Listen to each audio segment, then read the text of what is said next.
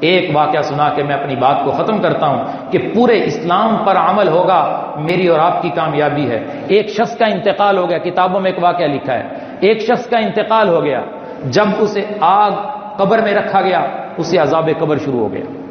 کتابوں میں لکھا ہے قبر کے اندر آگ بھڑک اٹھی، لوگ علاقے والے حیران ہوئے کہ اس شخص کی قبر میں آگ لگ گئی، یہ تو عبادت ہی بڑی کرتا تھا، یہ تو سارا دن مسجد میں رہتا تھا، یہ بابا جی تو عبادت بڑی کرتے تھے، اس کے ساتھ یہ کیوں ہوا؟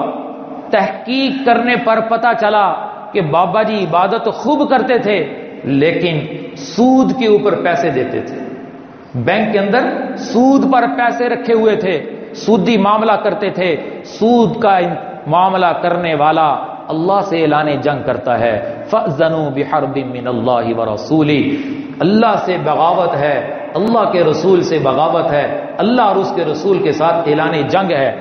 اب دیکھو عبادات اس کی زندگی میں ہیں لیکن اللہ سے اس نے اعلان جنگ کیا ہوا ہے، اس کا نتیجہ اس کے سامنے آ گیا۔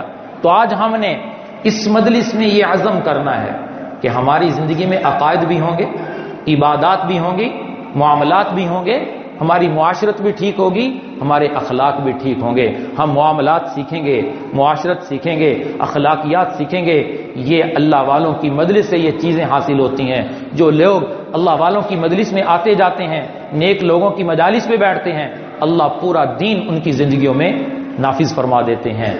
اللہ ہمیں ان باتوں کے اوپر عمل کرنے کی توفیق عطا فرمائے، ہر مسلمان کو حسن اخلاق کا پیکر بننے کی توفیق عطا فرمائے۔ وآخر دعوانا الحمدللہ رب العالمین۔